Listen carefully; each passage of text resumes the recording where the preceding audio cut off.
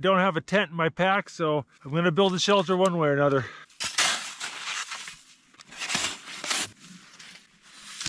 Gonna try to cut as many blocks as we can.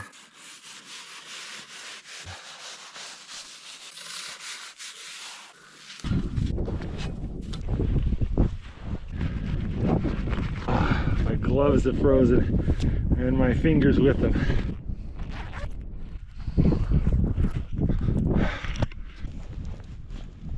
I get my fingers working again. I do not like this snow. It is feeling super sketchy. I'm gonna try to cut a snow cave into this pile. We'll kind of go in a little bit and see how it goes.